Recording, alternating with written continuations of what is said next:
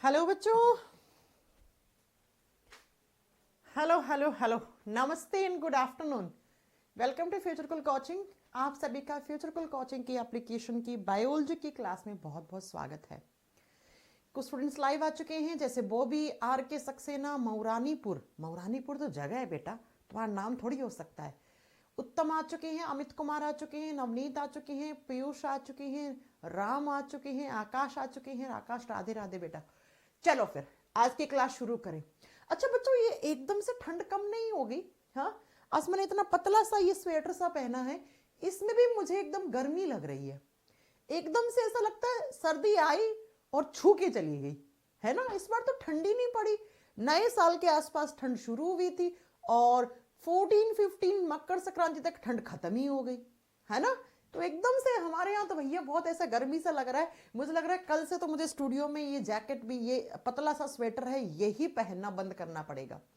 Studio में वैसी गर्मी होती है, ये लाइट्स वगैरह बहुत सारी रहती है ना, इसलिए। चलो फिर शुरू करते हैं अपनी आज की क्लास। कल की क्लास याद है? कल हमने क्या पढ़ा था? ह्यूमन हार्ट, मानव के हृदय में कैसे खून आता है, कैसे खून लंग्स के पास जाता है, फेफड़ों के पास जाता है और फेफड़ों से वापस जो है आपके हार्ट में आता है। और हार्ट आयोटा की सहायता से, आयोटा सबसे बड़ी आर्टरी होती है, महाधमनी होती है, उसकी सहायता से सारा का सारा ऑक्सीजन वाला खून जो होता है वो हमारे बॉडी में ट्रांसपोर्ट कर देता है।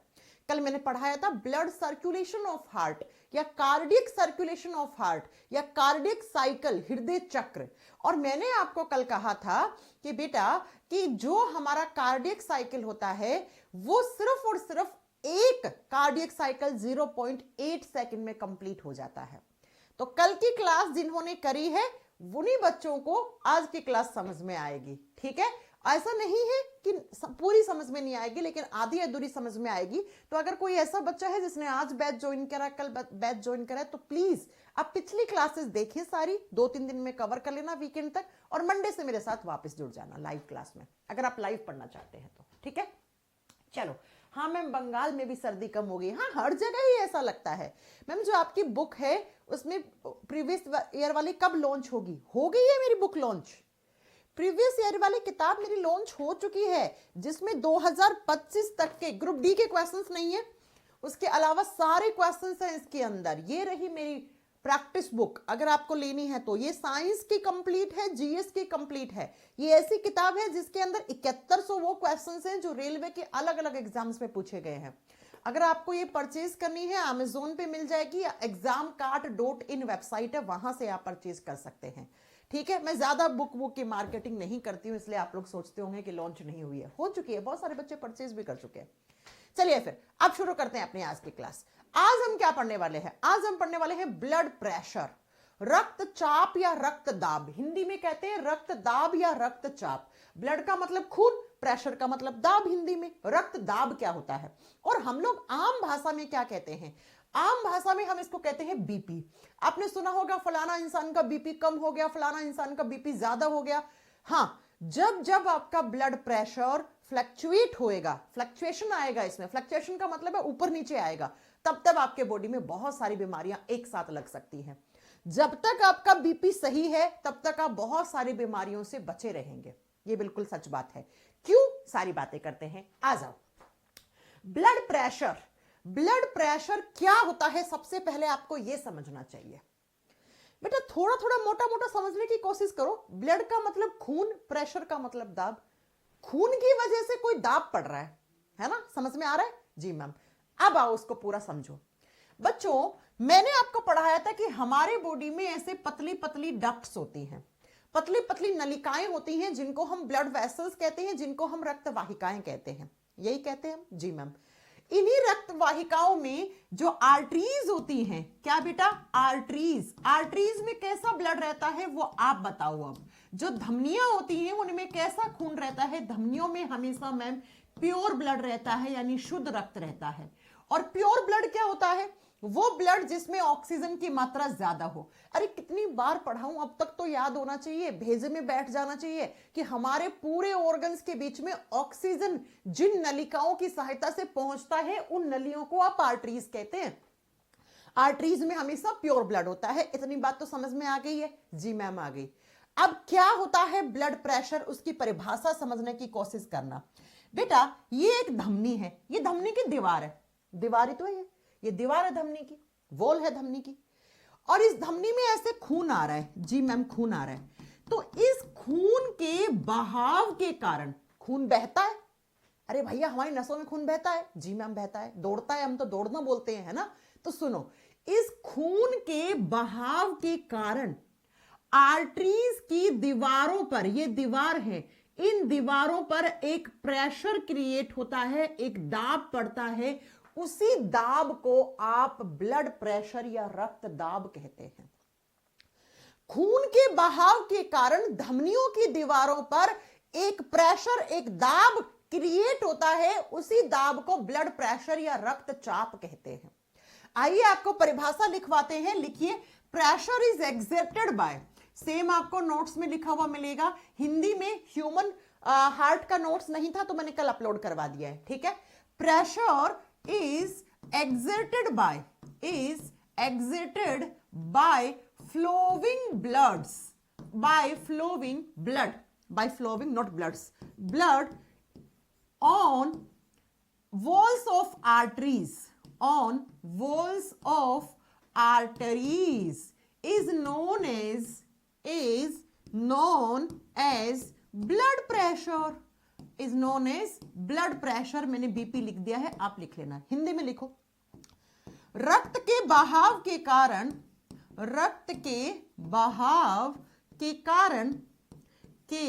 कारण धमनियों की दीवारों पर, धमनियों की दीवारों पर, धमनियों की दीवार, वॉल, दीवारों पर पड़ने वाला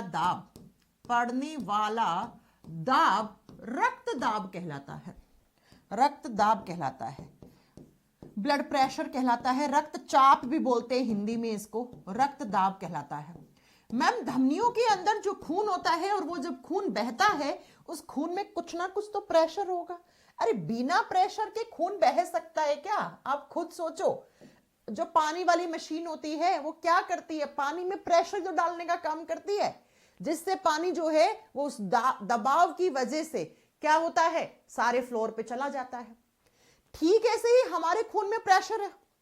जी मैम, ये प्रेशर किसने डाला? तो ब्लड को पंप कौन करता है? हार्ट करता है। अरे खून को प्रेशर देने का काम किसका होता है? हार्ट का होता है ना। कल तो पढ़ाया था मैंने। तो प्यारे बच्चों, इस खून, जो खून आपकी नसों में दौड़ता है, उस खून के अंदर कुछ प्रेशर होता है, कुछ दाब होता है। उसी प्रेशर की वजह से, उसी दाब की वजह से धमनियों की दीवारों के ऊपर एक दाब पड़ता है। उसी दाब को रक्त दाब या रक्तचाप या बीपी कहते हैं। अब ये रक्तचाप एक हेल्दी पर्सन का कितना होना चाहिए, यानी नॉर्मल वैल्यू क्या है? नॉर्मल का मतलब है सामान्य स्थिति में कितना होना चाहिए। नॉर्मल का मतलब अभी आपको बीपी कम ज्यादा की बीमारी नहीं है, तो कितना प्रेशर आना चाहिए? तो बेटा प्रेशर आना चाहिए 120/80 mmHg। ये Hg सिंबल होता है पारा, मर्क्यूरी धातु का सिंबल होता है Hg। बेटा हम हमारे ब्लड के प्रेशर को मर्क्यूरिक प्रेशर में मेजर करते हैं। किसके प्रेशर में? मर्क्यूरिक प्रेशर में। बहुत बार एग्जाम में क्वेश्चन आता है कि बीपी वाली जो मशीन होती है उसमें कौन सी धातु काम में ली जाती है? आप क्या बताओगे? पारा। यानी कि हम हमारे ब्लड के प्रेशर को मर्क्यूरिक प्रेशर में मेजर करते हैं। और नॉर्मल या हेल्दी पर्सन का बीपी कितना आना चाहिए? 120/80 आना चाहिए, 120/80 आना चाहिए। ठीक है मैम, आना चाहिए। ये इंसान का नॉर्मल है। अब जिस इंस्ट्रूमेंट से हम मेजर करते हैं कि इतना आ रहा है, बीपी वाली मशीन, ये रही बेटा बीपी वाली मशीन। 2-3 तरीके की आती हैं। ये एडवांस वाली होगी, पुराने जमाने में तो ऐसे हाथ से पंप करने वाली वो आती थी, देखा होगा आपने। आज भी गवर्नमेंट हॉस्पिटल्स में तो खैर वही यूज होती है। उसमें आपने देखा होगा मरकरी जो ऊपर नीचे ऐसे जाती है उसके अंदर। आजकल थोड़ा सा अच्छी आने लग गई ऐसे, ठीक है, मॉडर्न जमाने की। ये वाला पट्टा लगता है आपके यहां पे। अब सुनो मेरी बात ध्यान से। लेफ्ट हैंड पे लगाता है डॉक्टर, नर्स, कंपाउंडर आपके यहां लेफ्ट हैंड पे। अब लेफ्ट हैंड पे ही पट्टा क्यों लगता है आप मुझे बताओ। कल की क्लास में मैंने बताया था कि हमारे हार्ट में ये जो लेफ्ट साइड में चैम्बर होता है नीचे वाला, इस नीचे वाले चैम्बर को हमने क्या बोला था? Left ventricle. है ना। और लेफ्ट वेंट्रिकल से आयोटिक वाल्व खुलता है और सारा खून किस में जाता है, आयोटा में जाता है। आयोटा क्या है, सबसे बड़ी धमनी है। तो क्योंकि हमारे हार्ट से लेफ्ट साइड से क्या निकलती है, आयोटा निकलती है। आयोटा आगे और छोटी छोटी आर्टरीज को देती है खून, है ना। तो बेटा हम लेफ्ट साइड से बीपी इसलिए मेजर करते हैं बिकॉज लेफ्ट वेंट्रिकल जो हार्ट का होता है उसी से ब्लड पंप होके सबसे बड़ी धमनी आयोटा में और आयोटा से छोटी छोटी आर्टरीज में जाता है, ठीक है। अब इसका मतलब ये नहीं कि आप राइट साइड से मेजर नहीं कर सकते, कर सकते हो। अब ब्लड खून तो हर जगह, तो खून है तो प्रेशर भी होगा।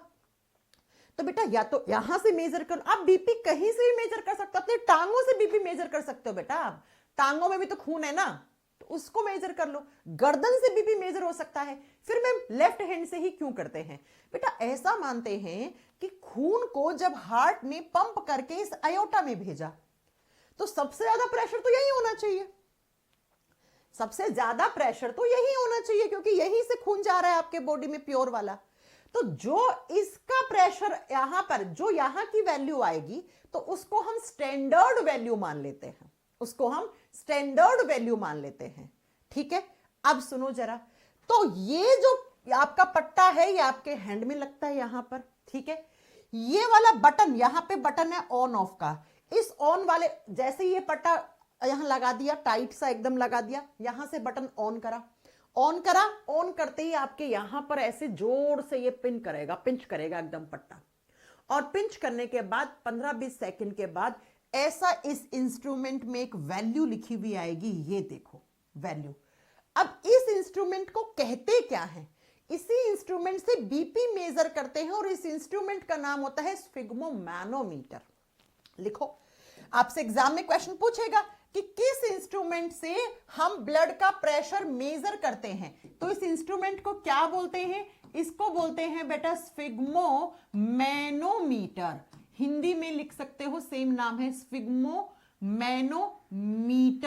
इस इंस्ट्रूमेंट को बोलते हैं। ग्रीन कलर से दिख रहा है क्या, नहीं दिख रहा है तो मैं रेड कलर यूज कर लेती हूं।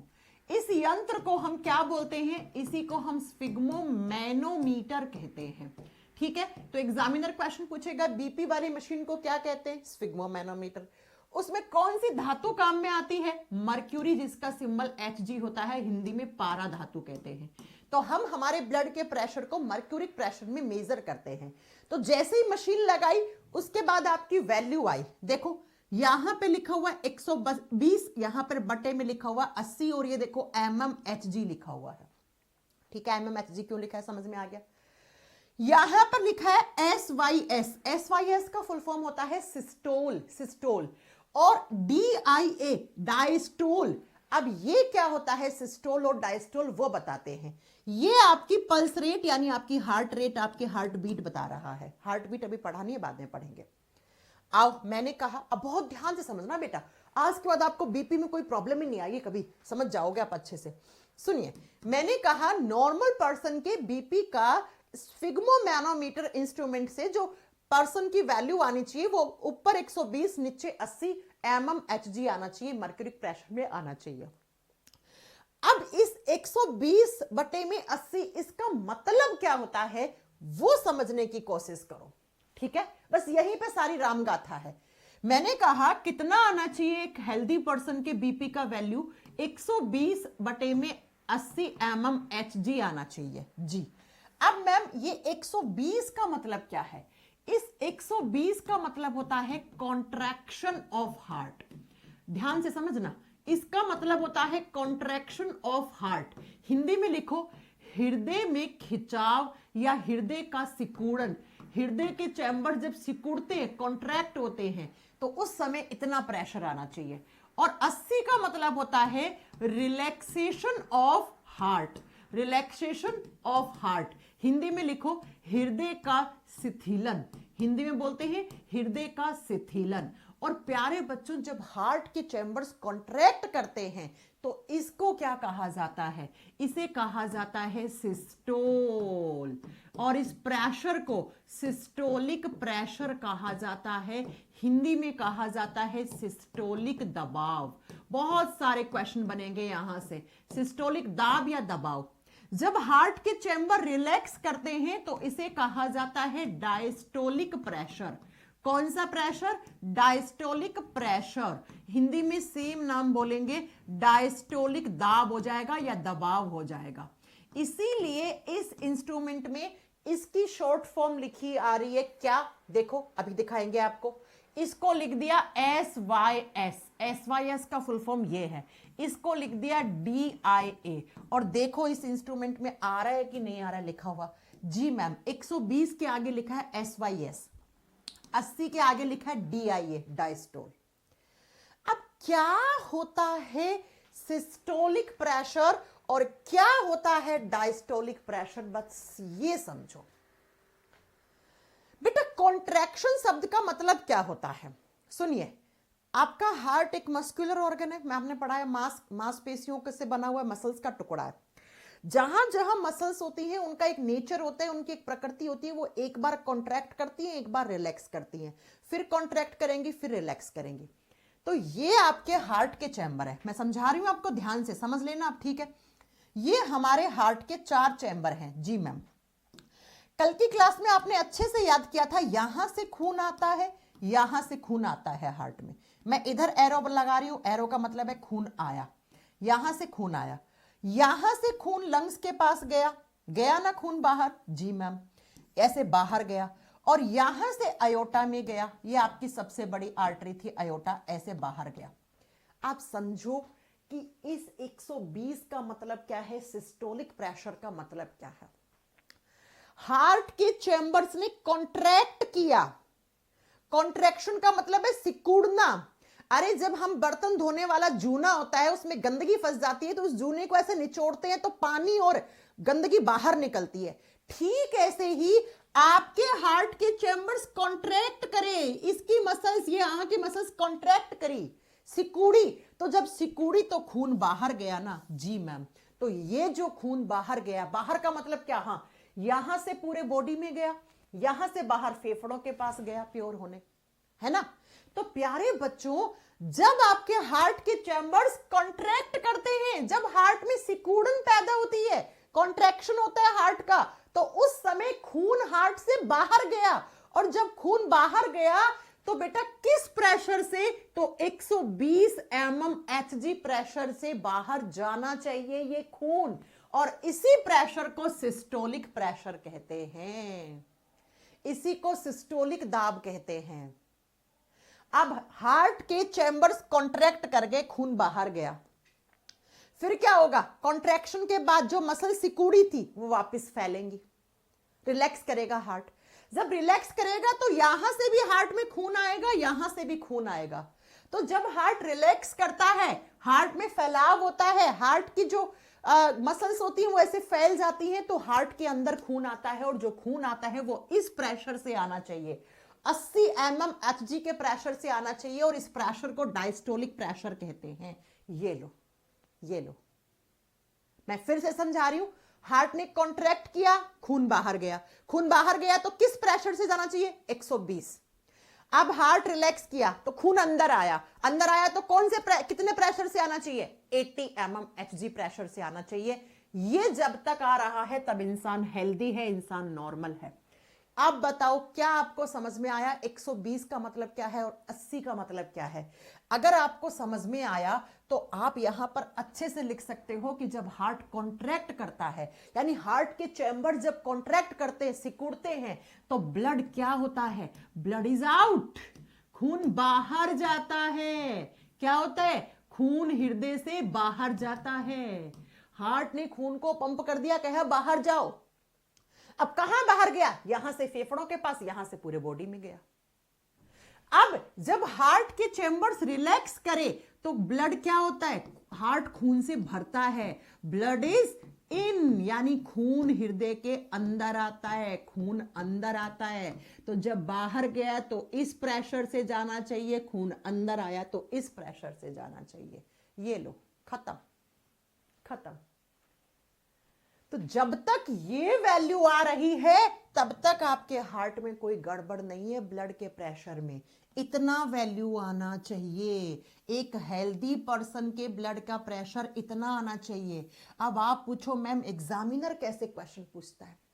एग्जामिनर कहता है कि बीपी में 120 जो वैल्यू है वो किसको दिखाती है? तो आप कहोगे वो कॉन्ट्रैक्शन ऑफ हार्ट को दिखाती है। एग्जामिनर कहता है जब हार्ट की मसल्स कॉन्ट्रैक्ट करती हैं तो खून अंदर आता है कि बाहर जाता है? बाहर जाता है। एग्जामिनर कहता है कि जब हार्ट कॉन्ट्रैक्शन करता है तो उस प्रोसेस को नाम क्या देते हैं? सिस्टोलिक प्रेशर, सिस्टोलिक दबाव कहते हैं। कितना होना चाहिए सिस्टोलिक प्रेशर? 120 होना चाहिए। एग्जामिनर क्वेश्चन पूछता है 80 का मतलब क्या है? ये खून अंदर आया कि बाहर? अंदर आया। इसे कहते क्या है? Diastolic pressure. इसीलिए उस मशीन में लिखा हुआ था ये SYSDI। अब मेरे प्यारे प्यारे बच्चों बहुत ध्यान से समझना क्वेश्चन जो मैं आपको समझाने जा रही हूं। क्या ये जो सिस्टोलिक, ये ऊपर वाला जब हार्ट कॉन्ट्रैक्ट करते हैं, हार्ट के चैम्बर जब कॉन्ट्रैक्ट करते हैं यानी खून बाहर गया, तो आपको पता है कि ये सिस्टोलिक प्रेशर यानी हार्ट से खून बाहर गया तो इसको सिर्फ 0.3 सेकेंड लगता है। हाँ, 0.3 सेकेंड में हार्ट के चैम्बर्स कॉन्ट्रैक्ट कर जाते हैं, सिकुड़ जाते हैं। 0.3 सेकेंड के बाद क्या होगा? हार्ट की मसल्स फैलना शुरू कर देंगी, और जब फैलती है हार्ट की मसल्स तो उसको सिर्फ 0.5 सेकेंड लगता है। ये लो मैम एग्जामिनर कैसे क्वेश्चन पूछेगा? एग्जामिनर क्वेश्चन पूछेगा कि सिस्टोलिक प्रेशर कितने सेकंड में हो जाना चाहिए? 0.3। डायस्टोलिक प्रेशर कितने सेकंड में कंप्लीट होना चाहिए? 0.5 सेकंड। ये लो, अब जो मैं अगली बात समझाना चाह रही हूं वो समझो ध्यान से। जब एक सिस्टोल, देखो इस प्रेशर को सिस्टोल कहते हैं, और जब हार्ट कॉन्ट्रैक्ट करता है तो इस प्रोसेस को सिस्टोल कहते हैं। नहीं समझे?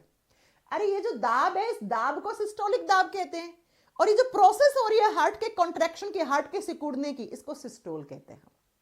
ठीक है, तो जब एक सिस्टोल, हिंदी में सेम नाम है सिस्टोल, प्लस एक डायस्टोल, प्लस एक डायस्टोल कंप्लीट कर दिया हार्ट ने, हार्ट ने एक सिस्टोल और एक डायस्टोल कर दिया बेटा, कर दिया, तो इससे एक हार्ट बीट बनेगी बेटा, एक हृदय की धड़कन बनेगी, हृदय की धड़कन बनेगी, धक धक धक जो आपके सीने में चल रहा होता है ना, उसी धक धक को आप हार्ट बीट बोलते हो। महसूस करो, धक हुआ। अब सुनो, देखो बेटा एक धक कैसे हुआ?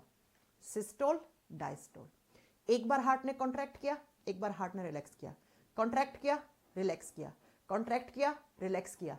तो जब एक बार कॉन्ट्रैक्ट रिलैक्स किया तो एक हार्ट बीट, दूसरी बार किया दूसरी हार्ट बीट, तीसरी बार किया तीसरा हार्ट बीट, चौथी बार किया चौथी हार्ट बीट। और आप सब जानते हैं एक मिनट में हमारे हार्ट से कितनी बार धड़कनें बनती हैं? 72 टाइम्स ऑन एन एवरेज। 72 बार आपका हृदय धड़कता भी है और रिलैक्स भी करता है। अब प्यारे बच्चों, सिस्टोल को कितना समय लगा? 0.3 सेकेंड। डायस्टोल को कितना समय लगा? 0.5 सेकेंड। तो टोटल हार्ट बीट बनने में कितना? 0.8 सेकेंड लग गया। हाँ जी मैम, लग गया। तो यही तो बात मैंने कल बताई थी कि बेटा आपके हार्ट में एक बार खून आया, एक बार गया, है ना? तो वो सिर्फ कितने सेकंड में? 0.8 सेकंड में कंप्लीट हो जाता है।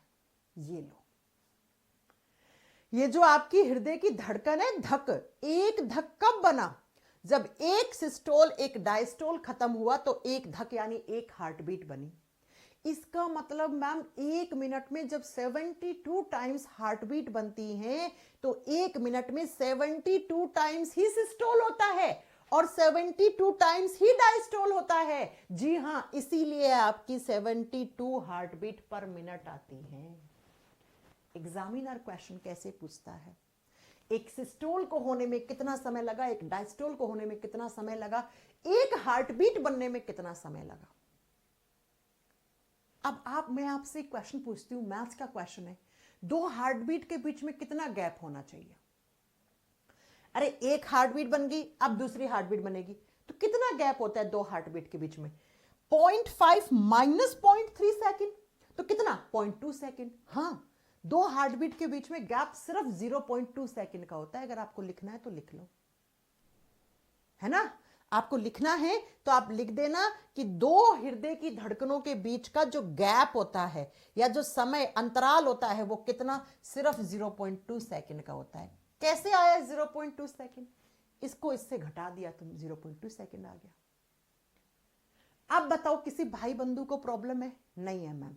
मैम एक हेल्दी पर्सन के ब्लड का प्रेशर 120/80 आना चाहिए, इसी को हम बीपी बोलते हैं। बीपी में ऊपर वाली वैल्यू बताती है कॉन्ट्रैक्शन ऑफ हार्ट, हार्ट के मसल्स का सिकुड़ना बताती है, हार्ट के चैम्बर्स का सिकुड़ना बताती है, और उसको जो साइंस में बोलते हैं उसको सिस्टोलिक प्रेशर बोलते हैं, और इस प्रोसेस को सिस्टोल कहते हैं। नीचे वाले को डायस्टोलिक प्रेशर, इस प्रोसेस को डायस्टोल कहते हैं। तो एक सिस्टोल एक डायस्टोल कंप्लीट हुआ तो एक हार्टबीट बना। एक मिनट में 72 पर मिनट आपकी हार्टबीट है, तो इसका मतलब एक मिनट में 72 ही बार आपका हार्ट सिस्टोल करता है और 72 ही बार डायस्टोल करता है, जिसकी वजह से आपकी एक हार्टबीट बनती है, और एक हार्टबीट बनने में सिर्फ 0.8 सेकेंड का समय लगता है। ठीक है, अब आपको समझ में आया? जब इंसान की हार्टबीट 100 से ऊपर चली जाए, डॉक्टर कहता है बहुत तेज तेज हार्ट धक धक कर रहा है, इसका मतलब आपको हार्ट अटैक भी पड़ सकता है। क्यों पड़ सकता है बताओ आप? अरे जितनी ज्यादा हार्ट बीट उतना ज्यादा सिस्टोल डायस्टोल, और जितनी ज्यादा सिस्टोल डायस्टोल होगा तो आपके हार्ट की मसल्स के ऊपर प्रेशर ज्यादा पड़ेगा, और अगर हार्ट ना झेल पाया उस प्रेशर को तो खत्म कहानी, अटैक पड़ जाएगा, खत्म इंसान, है ना? इसलिए डॉक्टर के पास जब जाते हो तो डॉक्टर आपकी हार्ट बीट चेक करता है सबसे पहले कि भैया हार्ट ठीक है क्या? हार्ट ठीक है तो सब ठीक हो जाएगा, जुकाम सर्दी क्या है तो छोटी मोटी बातें हैं।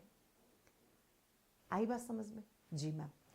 अब क्या होता है, इस वैल्यू में जब फ्लक्चुएशन आता है, अगर ये वैल्यू बढ़ जाती है तो उसे बीपी हाई कह देते हैं, अगर ये वैल्यू घट जाती है तो उसे बीपी लो कहा जाता है। तो आइए जरा समझते हैं क्या होता है BP high BP low.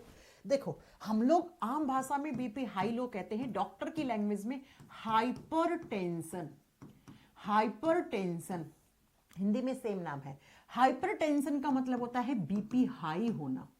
Blood का प्रेशर जब बढ़ जाता है, जब रक्त दाब बढ़ जाता है तो उसे बीपी हाई और डॉक्टर की लैंग्वेज में हाइपरटेंशन कहते हैं। जब ब्लड का प्रेशर घट जाता है तो उसे हाइपोटेंशन कहा जाता है। हाइपो का मतलब कम होता है, बीपी लो होना, बीपी कम होना क्या कहलाता है? हाइपोटेंशन कहलाता है। अब क्या है हाइपोटेंशन, क्या है हाइपरटेंशन, वो समझने की कोशिश करो। हाइपरटेंशन का मतलब है कि बीपी ज्यादा हो गया, ज्यादा का मतलब 120 से ज्यादा हो गया। अब 120 आना चाहिए था लेकिन 120 नहीं आ रहा है, आपका बीपी आ रहा है 140, आपका आ रहा है 160, आपका आ रहा है 180, है ना? 180, ठीक है, इसको 180 लिख लेना। तो बीपी हाई हो गया, हुआ कि नहीं हुआ? बीपी हाई हो गया, हाँ जी मैम। और बीपी लो आना कितना चाहिए? देखो, जब आपके ब्लड का प्रेशर 140/80 या 160/100 या 180/120 अगर ऐसे आ गया, वैल्यू बढ़ गई, तो इसको बीपी हाई होना बोल देंगे। 125-30 तो ठीक है, कोई नहीं, घबराने की जरूरत जब पड़ती है जब 140 से ऊपर पहुंच गया बीपी, तब डॉक्टर कहता है भाई साहब क्या चाहते हो तुम, थोड़ा ध्यान रखो अपना। बीपी लो का मतलब क्या है? 90 आ गया बटे में 60 आ गया, और लो 80 आ गया बटे में 60 आ गया, इसका मतलब वैल्यू घट रही है, कम आ रहा है, तो इसे बीपी लो होना बोल देंगे। ये लो, तो जब ब्लड का प्रेशर, जब बीपी वाली मशीन से आप चेक करते हैं तो ऊपर वाला वैल्यू 120 से ऊपर मिले आपको तो वो बीपी हाई माना जाएगा। अब जैसे ऊपर वाला ज्यादा होगा तो नीचे वाला भी तो ज्यादा होगा, तो 120, 160, 180 बटे में 80, 100, 120 मिला तो बीपी हाई हो गया। और लो का मतलब 120 से कम आ गया, नीचे वाला 80 से कम आ गया तो बीपी लो है है ना। तो इसे बीपी हाई बोलेंगे, इसे बीपी लो बोलेंगे। वैल्यू ना लिखो तब भी चलेगा, आपको समझ में आना चाहिए कि ब्लड का प्रेशर हाई और लो होना क्या कहलाता है। तो इसे हाइपोटेंशन और हाइपरटेंशन कहते हैं। ये समझ में आ गया हाई कैसे होगा, लो कैसे होगा। अब आप पूछोगे मैम हाई होने का कारण क्या है? बहुत ज्यादा गुस्सा आना, बहुत ज्यादा स्ट्रेस लेना, हार्ट अटैक पड़ गया किसी को, किसी का हार्ट की मसल्स कमजोर हो गई हैं, है ना। ये सारे कारण हो सकते हैं बीपी हाई होने के। कोई और बीमारी आ गई, खून का पतला हो गया, बहुत सारे कारण होते हैं बीपी हाई लो होने के। ठीक है जी मैम। अब आ जाइए नेक्स्ट। 2 क्वेश्चन नोट डालकर लिखना। नोट का मतलब होता है मोस्ट इंपॉर्टेंट क्वेश्चन जो एग्जाम में आते हैं। बीपी को मेंटेन कौन कौन से हार्मोन्स करते हैं, बीपी को रेगुलेट कौन कौन से हार्मोन करते हैं, बीपी को मतलब कौन से हार्मोन है जो इस पे काम कर रहे हैं आपके बॉडी में, कितना ही आना चाहिए ब्लड प्रेशर, इससे कम ज्यादा नहीं होना चाहिए। तो प्यारे बच्चों 2 हार्मोन हैं। पहला हार्मोन है जिसको आप थायराइड हार्मोन कहते हो। थायराइड हार्मोन्स हिंदी में सेम नाम है, लिख दो थायराइड हार्मोन्स। एंड दूसरा कौन से हैं? दूसरे हार्मोन्स को बोलते हैं एड्रीनिलीन हार्मोन। कौन सा बेटा? एड्रीनिलीन हार्मोन। ये हार्मोन के नाम है, हार्मोन वाले चैप्टर में बहुत अच्छे से पढ़ाएंगे। ये दोनों हार्मोन्स क्या करते हैं? ये बीपी को यानी ब्लड के प्रेशर को रेगुलेट करते हैं। रेगुलेट का मतलब होता है, रेगुलेशन का मतलब होता है संतुलन करना। ब्लड के प्रेशर पर संतुलन बनाए रखने का काम थायराइड हार्मोन्स और एड्रेनलिन हार्मोन्स का होता है। तो अगर आपके बॉडी में इन हार्मोन्स का बैलेंस बिगड़ जाए, ये हार्मोन का संतुलन बिगड़ जाए, तो बीपी ऊपर नीचे हो जाएगा। हाँ मैम, तो इसलिए तो बोलते हैं हार्मोन्स हमेशा बैलेंस्ड होने चाहिए। हार्मोन्स हमेशा संतुलन, हार्मोन्स का संतुलन आपके बॉडी में बना रहना चाहिए, क्योंकि अगर हार्मोन्स का संतुलन बिगड़ा तो बीपी जैसी बीमारियां लग जाएंगी। आई मेरी बात समझ में? जी मैम। हमारे ब्रेन का कौन सा हिस्सा है जो ब्लड के प्रेशर को रेगुलेट करता है? तो जब ब्रेन वाला चैप्टर पढ़ेंगे तो वहां पर एक शब्द पढ़ेंगे हम, ब्रेन का एक हिस्सा पढ़ेंगे जिसको आप मेडुला ऑब्लंगाटा कहते हैं। क्या कहते हैं इसे? इसे बोलते हैं मेडुला ऑब्लंगाटा। और यही मेडुला ऑब्लंगाटा क्या करता है?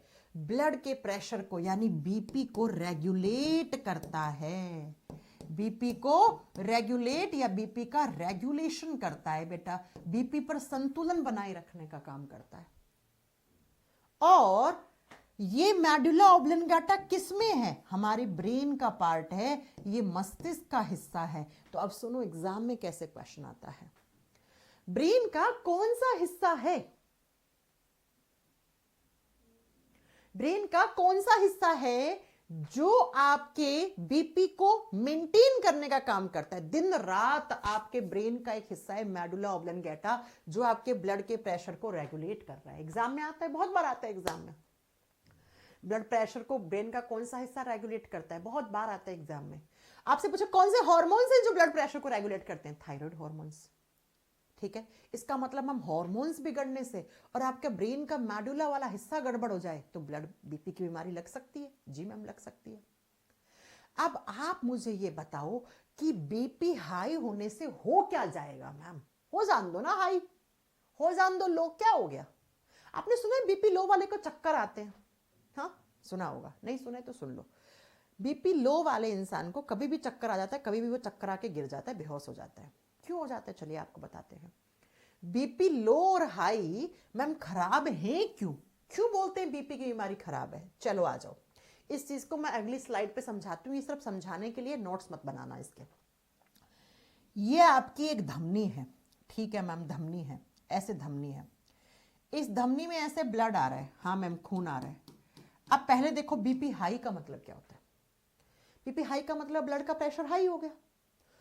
जितने प्रेशर से आना चाहिए था उतने प्रेशर से नहीं आ रहा, ज्यादा प्रेशर से आ रहा है।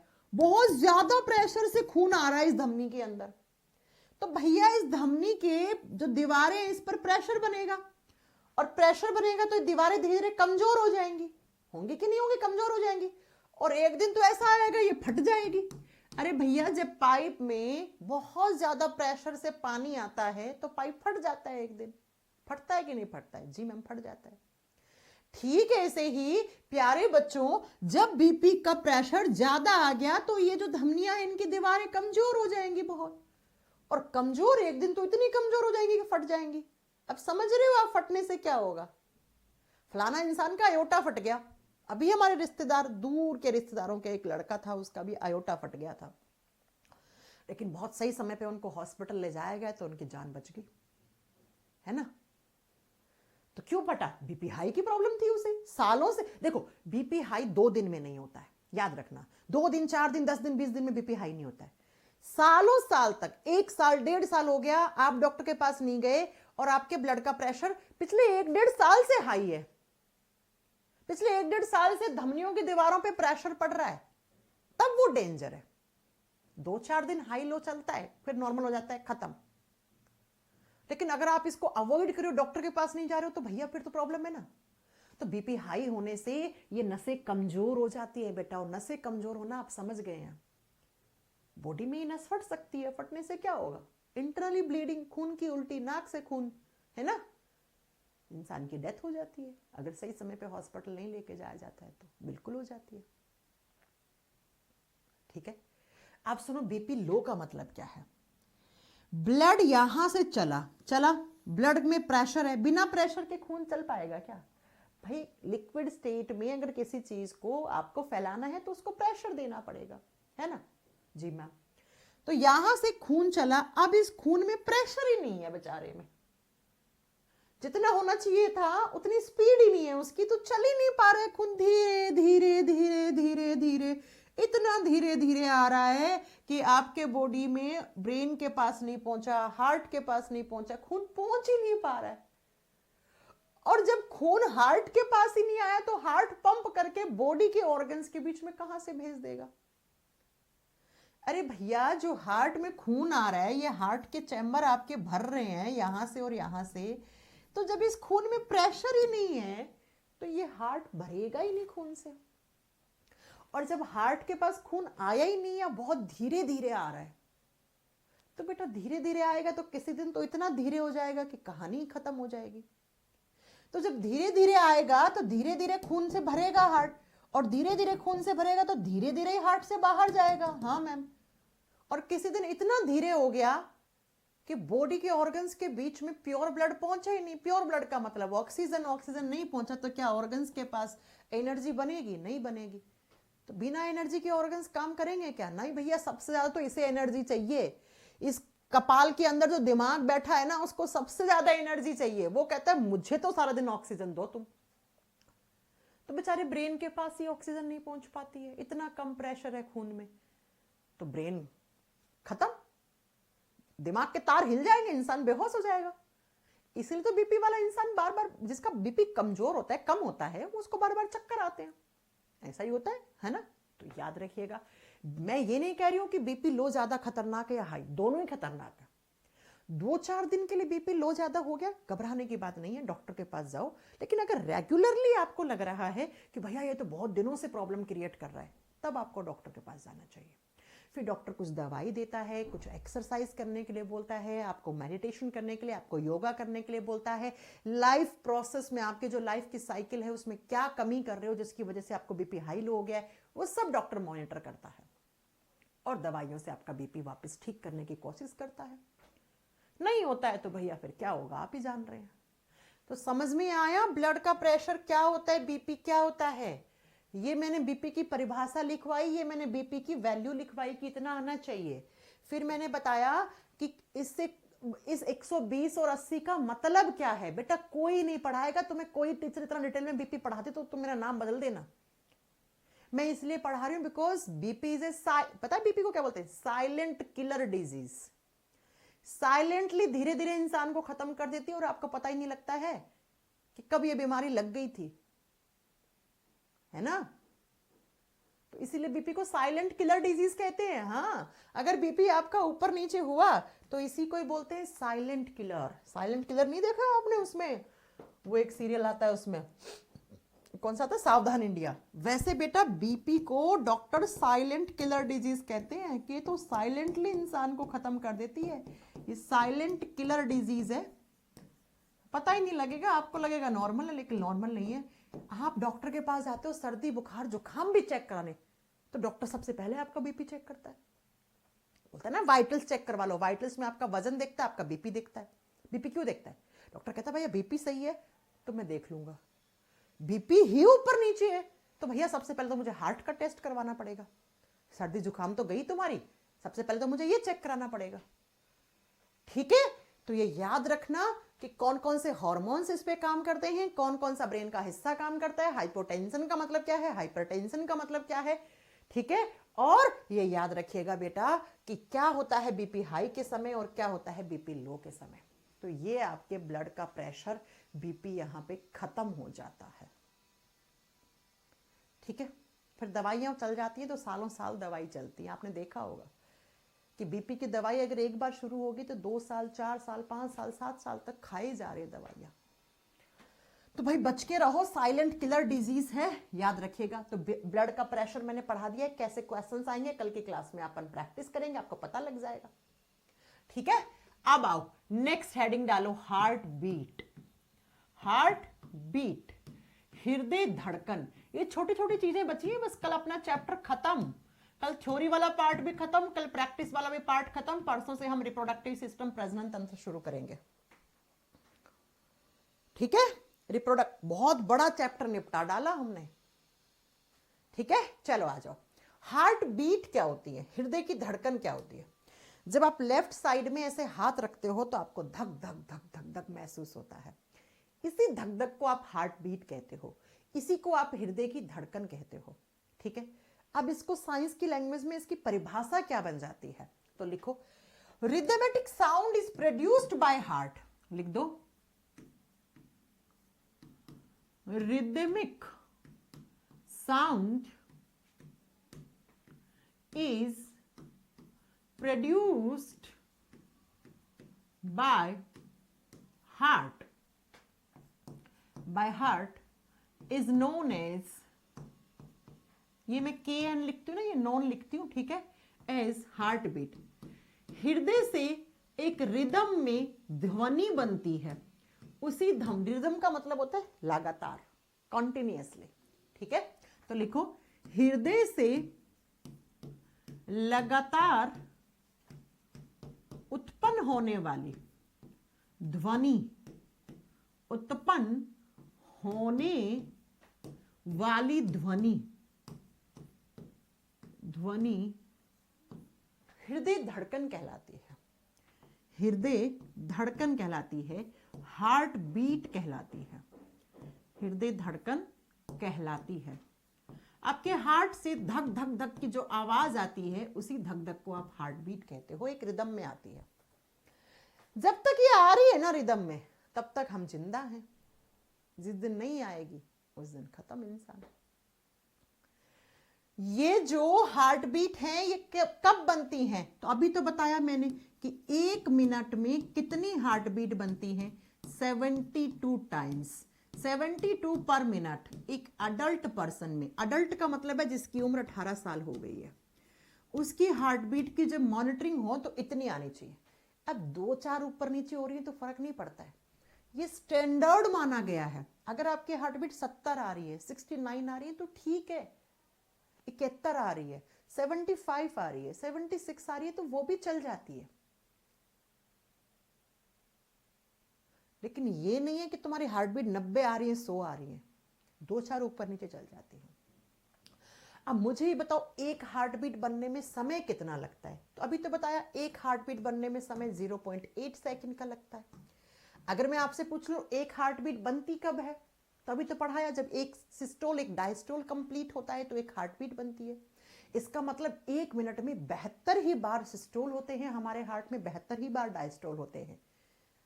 आया गया, देखना सुनना, खून गया आया तो धक, सिस्टोल डायस्टोल धक, systole diastole, systole diastole, systole diastole, systole diastole, ऐसे कितने होते हैं 1 मिनट में?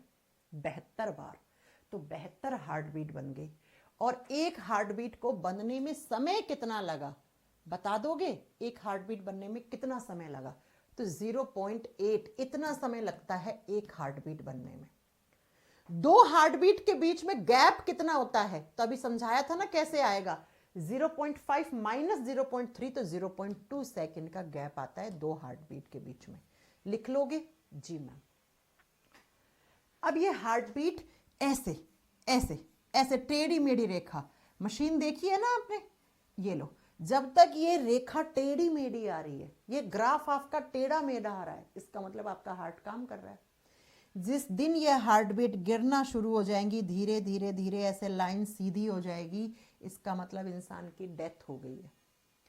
इसीलिए कहते हैं कि जैसे हार्ट बीट का ग्राफ ऊपर नीचे आता रहता है, तब तक आपका जीवन सही चल रहा है। ये लाइन टेढ़ी मेढ़ी आनी चाहिए बेटा। जिस दिन ये लाइन सीधी होगी, उस दिन मतलब इंसान का, सीधे का मतलब क्या है? डायस्टोल सिस्टोल खत्म। डायस्टोल सिस्टोल खत्म होने का मतलब क्या है? हार्ट में ना कॉन्ट्रैक्ट हो रहा है ना रिलैक्स हो रहा है, यानी हार्ट अटैक आ गया, हार्ट फेल हो गया, हार्ट काम करना बंद कर गया, इंसान खत्म। ठीक है? और यही तो जिंदगी में होता है। जिंदगी में भी तो उतार चढ़ाव आते रहते हैं बेटा। जिंदगी का दूसरा नाम ही क्या है? सुख और दुख, उतार और चढ़ाव। ठीक ऐसे ही हमारी जिंदगी में दुख सुख आते हैं कि नहीं आते? ऐसा कोई इंसान थोड़ी जिसने कभी कोई दुख ही नहीं देखा, और ऐसा कोई इंसान थोड़ी ना जिसने कभी कोई सुख ही नहीं भोगा। नहीं मैम। तो ठीक ऐसे ही हमारे हार्ट में इस तरीके का ग्राफ आता है। ये ग्राफ दिखाता है आपकी हार्ट बीट को। अब इस ग्राफ को हम कौन सी इंस्ट्रूमेंट से मेजर करते हैं? अरे ये हार्ट बीट सही चल रही है कि नहीं चल रही है, इसके लिए डॉक्टर करवाता है ईसीजी टेस्ट। ईसीजी टेस्ट, आप बोलोगे डॉक्टर मेरे सीने में बहुत दर्द हो रहा है, बहुत ऐसा लग रहा है सीना फट जाएगा, ऐसा लग रहा है मेरे यहाँ पे चेस्ट में पेन हो रहा है कि अटैक ना पड़ जाए डॉक्टर। तो डॉक्टर घबरा जाएगा, बोलेगा फटाक से लेके जाओ, इनका ईसीजी करो सबसे पहले। तो ईसीजी में क्या चेक करते हैं? हार्ट की एक्टिविटी, हार्ट से कितनी हार्ट बीट बन रही है, कितनी नहीं बन रही है, ज्यादा तो नहीं बन रही, कम तो नहीं बन रही, हार्ट में खून ढंग से आ रहा है कि नहीं जा रहा है। इसका फुल फॉर्म होता है इलेक्ट्रोकार्डियोग्राफी। इलेक्ट्रोकार्डियोग्राफी। इस ग्राफ को इलेक्ट्रोकार्डियोग्राफी कहते हैं, और जिस मशीन से इस ग्राफ को मेजर करते हैं उसे इलेक्ट्रोकार्डियोग्राम कह देते हैं। तो इसकी दो फुल फॉर्म बन जाती है। यहाँ पे एक मशीन आपने देखी होगी, उस मशीन में ऐसे दिखाता है और चेस्ट पे ऐसे 3-4 पाइप लगाते हैं, ऐसे एक जेल सा लगा के, भगवान ना करे आपको कभी करवानी पड़े, लेकिन ऐसा होता है बेटा, ऐसा होता है। ईसीजी, बहुत लोग घबरा भी जाते हैं ईसीजी करते हैं तब, क्योंकि हार्ट पे यहाँ पे 4-5 पाइप से लाके लगाते हैं, फिर उस मशीन में ऐसे ऐसे ऐसे ऐसे ऐसे ऐसे ऐसे है ना, आपकी ऐसे टेढ़ी मेढ़ी रेखा आती रहती है ना। फिर आपको डॉक्टर एक ग्राफ बना के देता है, कहता है रिपोर्ट है, डॉक्टर को चेक करा दो। तो जो ये ग्राफ बनता है इसे इलेक्ट्रोकार्डियोग्राफी कहते हैं। हिंदी में सेम नाम है, कोई अंग्रेजी हिंदी अलग नहीं है। और जिस मशीन से इसको मॉनिटर करते हैं उसको इलेक्ट्रोकार्डियोग्राम कहते हैं। ऐसा ही एक और टेस्ट होता है जिसको ईईजी कहते हैं। ईईजी किसके लिए किया जाता है? ईजी किया जाता है ब्रेन की एक्टिविटी पता करने के लिए। याद रखना, ईसीजी में हम किसकी चेक करते हैं? हार्ट की एक्टिविटी चेक करते हैं। हृदय से कितनी धड़कनें बन रही हैं, कैसे बन रही हैं, क्यों बन रही हैं, कितनी बन रही हैं। ठीक है। और ईईजी की फुल फॉर्म होती है इलेक्ट्रोइंसेफेलोग्राफी। इलेक्ट्रोइंसेफेलोग्राफी बेटा ये किया जाता है ब्रेन की एक्टिविटी पता करने के लिए। ये ब्रेन के लिए परफॉर्म किया जाता है टेस्ट। तो अगर एग्जाम में आ जाए ईसीजी का फुल फॉर्म क्या है, ईईजी का फुल फॉर्म क्या है, ईसीजी किसके लिए करते हैं, ईईजी किसके लिए करते हैं, याद कर लोगे? ठीक है। साउंड थोड़ी कम आ रही है क्या बच्चों? साउंड कम आ रही है क्या? कोई बात नहीं, अब तो 5-7 मिनट की क्लास बची है, कल की क्लास में चेक करते हैं। समझ में आ गई मेरी बात? ईसीजी क्या होता है, ईईजी क्या होता है, और ये लाइन क्या बताती है? अगर ये लाइन सीधी आ गई, अरे मूवीज में नहीं दिखाते हैं क्या कि धीरे धीरे बिप बिप बिप मशीन में आवाज आने लग जाती है, डेंजर, रेड कलर की लाइट जलना शुरू होती है, डॉक्टर जोर जोर से सीपीआर देता है उसको, कि एक कोशिश करता है बचाने की। फिर मूवी में देखते हैं इंसान ऐसे सांस नहीं ले पा रहा है, उसको सांस ही नहीं आया और एकदम उसकी वो ग्राफ गिर जाता है, मशीन टी टी टी बोलता है और इंसान ऑपरेशन थिएटर से बाहर आके डॉक्टर बोलता है सॉरी। एक सॉरी तो लगता है बेटा। जिंदगी बहुत तुच्छ है बेटा, एक क्षण की है जिंदगी, एक मोमेंट की है जिंदगी बेटा। मैं आपको डरा नहीं रही हूं, मैं आपको सच्चाई से वाकिफ करवा रही हूं। और हम लोग पता नहीं कौन से एटीट्यूड, किस जलन में, ईर्ष्या में, कितने सारे लोग दिखावे में, कितने सारे लोग कंपटीशन में पागल हुए रहते हैं। इतनी छोटी सी जिंदगी, उसमें भी क्या दूसरों के लिए द्वेष रखना, क्या दूसरों के लिए कोई हीन भावना रखना। इतनी एक मोमेंट में जिंदगी खत्म हो जाती है बेटा। बस डॉक्टर को तो बाहर आके सॉरी बोलना होता है ना। तो ये आपके हार्ट से 72 टाइम्स हार्ट बीट बननी चाहिए। अब बेटा ये जो हार्ट बीट होती है इसकी संख्या अलग अलग हो सकती है। चलिए कैसे। जब बच्चा मां के गर्भ में होता है, जिसको इम्ब्रियो कहते हैं, इम्ब्रियो का मतलब होता है भ्रूण, भ्रूण का मतलब होता है जो बच्चा दुनिया में नहीं आया, मां के गर्भ में है, उस समय हार्ट बीट चेक करते हैं डॉक्टर्स। जी हाँ भैया, बच्चा है मां के गर्भ में, हार्ट बीट तो होंगी ना, हार्ट बीट है तभी तो बच्चा है, वो जिंदा है। और जब तक हार्ट बीट नहीं आती है बच्चे में तो डॉक्टर कितना घबराता है, कितना पेरेंट्स को डराता है। ये सब आपकी शादी हो जाएगी, जब आप माता या पिता बनने वाले होंगे, तो जब डॉक्टर के पास जाएंगे तो डॉक्टर कहेगा, एक दिन जब आपको पता लगेगा कि आपकी वाइफ प्रेग्नेंट है, आप डॉक्टर के पास लेके जाएंगे तो डॉक्टर आपको बुलाएगा कितने 3 या 4 सप्ताह के बाद, कहेगा हार्ट बीट चेक करेंगे।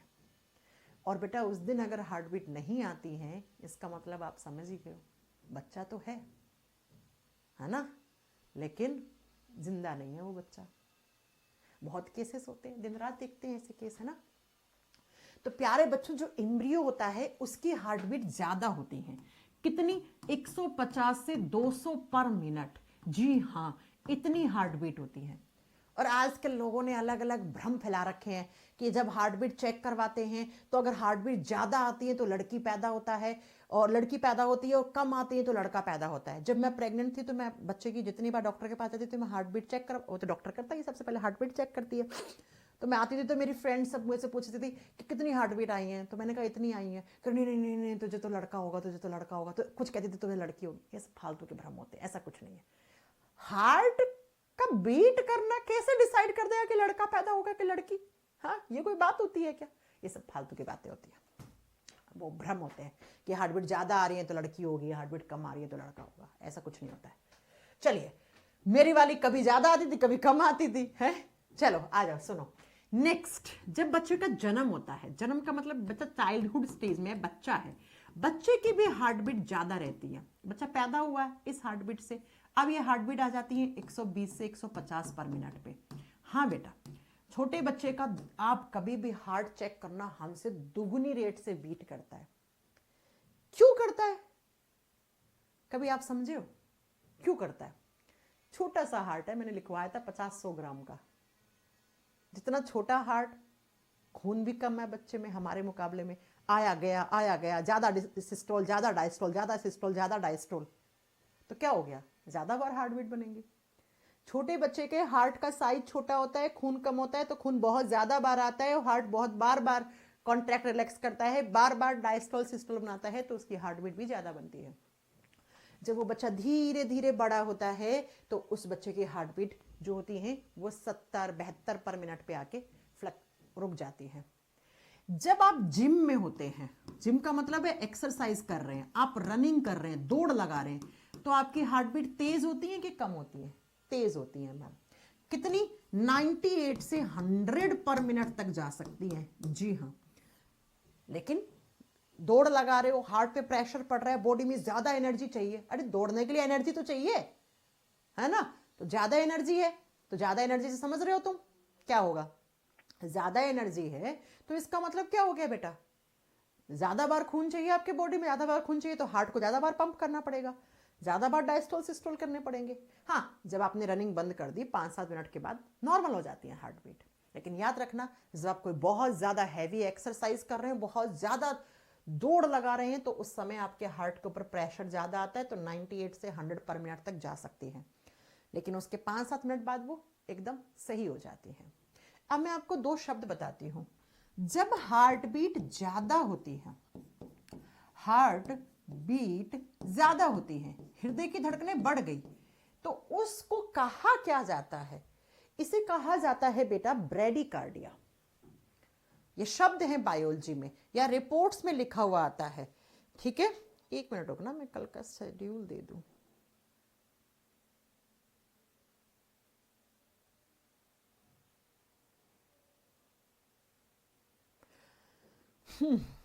ब्रेडिकार्डिया और ट्रैकेकार्डिया दो शब्द होते हैं बेटा। ब्रेडिकार्डिया और दूसरा शब्द होता है एक ट्रैकीकार्डिया। तो लिखो, हार्ट बीट ज्यादा होना क्या कहलाता है और हार्ट बीट कम होना क्या कहलाता है? हार्ट बीट ज्यादा होना कहलाता है ट्रैकीकार्डिया, ट्रैकीकार्डिया, स्पेलिंग में एरर हो सकता है, देख लेना। और हार्ट बीट कम होना कहलाता है ब्रेडिकार्डिया, ब्रेडिकार्डिया। ये दो शब्द होते हैं बेटा डॉक्टर की लैंग्वेज में, बाकी आप ना भी लिखो तो चलेगा, मैंने बता दिया है। ट्रैकेकार्डिया वाई आएगा यहाँ पे, ट्रैकेकार्डिया ऐसे। हार्ट बीट ज्यादा होना ट्रैकेकार्डिया, हार्ट बीट कम होना ब्रेडिकार्डिया कहलाता है। ठीक है बच्चों, ओके, तो चलो, तो ये अपना हो गया। हाँ, हार्ट बीट फास्ट होना, तेज होना, ठीक है, तेज होना क्या कहलाता है? ब्रेडिकार्डिया और ट्रैकीकार्डिया। और कम होना क्या कहलाता है? ब्रेडिकार्डिया। ये दो शब्द है, हिंदी इंग्लिश में दोनों सेम होते हैं। ठीक है बच्चों, तो आज हमने क्या क्या पढ़ा? हमने ब्लड का प्रेशर पढ़ा, ब्लड प्रेशर क्या होता है, डायस्टोल सिस्टोल क्या होता है, हार्ट बीट क्या होती है, कितनी होनी चाहिए, कौन सा टेस्ट करते हैं इसको, हार्ट बीट में कितना समय लगता है, गैप कितना होना चाहिए हार्ट बीट में। इम्ब्रियो की हार्ट बीट बहुत बार एग्जाम में आता है कि जब बच्चा माँ के गर्भ में होता है तो उस समय उसकी हार्ट बीट कितनी, तो 150 से 200 पर मिनट। जब बच्चे का जन्म हो जाता है तो वो 120 से 150 के बीच में आ सकती है, लेकिन धीरे धीरे 1.5 महीने के बाद धीरे धीरे ये थोड़ी थोड़ी थोड़ी थोड़ी कम होना शुरू हो जाती है। और जब अडल्ट होता है तो उसमें 70 से 72 पर मिनट हार्ट बीट आके रुक जाती है। जब इंसान का बॉडी जिम या रनिंग वाली कंडीशन में होता है तो उस समय 92, 96, 98, 100 पर मिनट तक आपकी हार्ट बीट ज़्यादा जा सकती है। ज़्यादा होना ट्रैकीकार्डिया, कम होना ब्रेडिकार्डिया कहलाता है। ये दो शब्द आपको पता होना चाहिए। ये लो, तो आज हमने ब्लड प्रेशर, हार्ट बीट दोनों पढ़ा। अब बिल्कुल मामूली मामूली छोटी छोटी चीज बची हैं। हार्ट की साउंड क्या होती है, हार्ट अटैक क्या होता है, स्ट्रोक वॉल्यूम क्या होता है, एथेरोस्क्लेरोसिस हार्ट अटैक क्या होता है, पेस मेकर क्या होता है, ये हम कल कर लेंगे और हमारा चैप्टर खत्म। और कल 10-15 क्वेश्चंस की प्रैक्टिस कर लेंगे। ठीक है बच्चों, अब किसी का डाउट हो तो आप मेरे से पूछ सकते हो। और हाँ, ये चैप्टर खत्म होते ही जैसा हमने प्रॉमिस किया था कि इस बैच में एक्सरसाइज वाले कॉलम में आपको एक्सरसाइज मिलेंगी, तो चैप्टर वाइज एक्सरसाइज भी हम 20-20 क्वेश्चंस की अपलोड करवाएंगे। ठीक है, इसलिए तो कह रही हूँ, इस बैच से शानदार बैच नहीं मिलेगा आपको।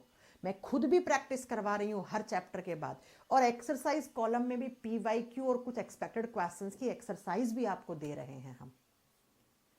अब पूछो आपका कोई भी क्वेश्चन हो। Nice class. अच्छा ये बताओ, आप लोगों को समझ में आ रहा है ना पढ़ाया हुआ? कहीं कुछ ऐसा तो नहीं लग रहा है कि मैम बहुत तेज चल रही हैं? मेरे हिसाब से तो मैं तेज नहीं चल रही हूँ, मेरे हिसाब से तो सही चल रहा है माहौल। हाँ बताइए जरा। हाँ, कल प्रैक्टिस भी कर लेंगे हम। ऐसा तो नहीं है कुछ समझ में नहीं आ रहा है, कुछ छुट रहा है, मैम तेजी कर रही हैं। मेरे हिसाब से तो मैंने स्पीड सही रख रखी है बेटा। मैम मेरा एग्जाम है तो मैं पुराने नोट्स रिवाइज कर लूं? बिल्कुल कर लीजिए।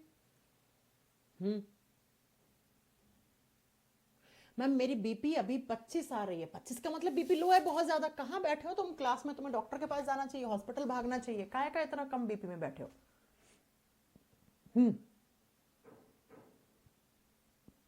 ओके मैम, समझ में आ रहा है, नो डाउट नो डाउट, सब ओके है। ओके मैम, मजा आ रहा है। मजा तो बेटा पूरा आ जाएगा आपको, एकदम बढ़िया से, बहुत बढ़िया से सब कुछ सही चल रहा है मैम, सब सही चलेगा। अब आपको कल अपना ये चैप्टर फिनिश हो जाएगा, संडे तक आपकी एक्सरसाइज अपलोड हो जाएंगी, चैप्टर वाइज एक्सरसाइज देंगे हम आपको। बहुत शानदार तरीके से हम पूरा साइंस पढ़ लेंगे। मैथ्स भी आपका अच्छा चल रहा होगा, रीजनिंग भी अच्छा चल रहा होगा, है ना? चलो मिलते हैं फिर कल की क्लास में बच्चों।